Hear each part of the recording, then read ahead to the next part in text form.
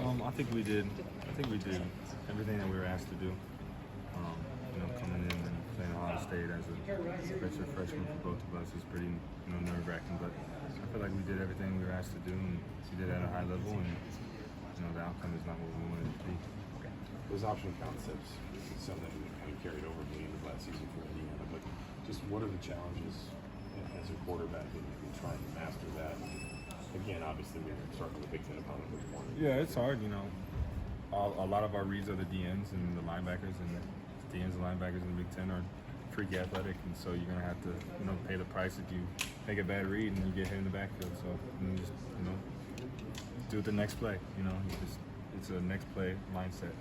So it is what it is. You got two fast, athletic quarterbacks that can do it, and Coach Bell believes in us to run the RPO, and so we're just trying to do it. How difficult was that to have a mindset going into the game? You know you're going to be kind of back and forth in and out of the lineup. Is that challenging? I think it is challenging. I think me and Swordsby have done a phenomenal job, just keeping close.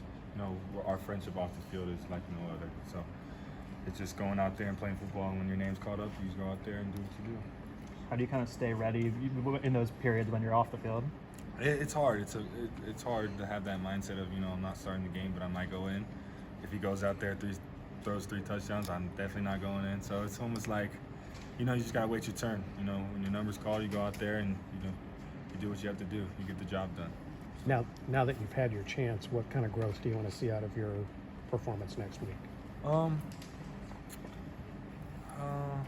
feel like, in the pass game, I need to work on that a little bit. The coach calls a pass, execute it, do your rules, and take care of it. So I don't know. I don't know how to answer that question, but just next week, it's the next up mindset. And we're going into next week and prepare like we prepared this week. So When you commit to some of that option stuff going forward, because then your stuff just gets built on week to week. How much do you feel like that can open some things up when maybe you're giving defense more to think about laterally? Yeah, it can open a lot. They gotta guard the pass, they gotta guard the run, and they gotta guard the run from us and the backs.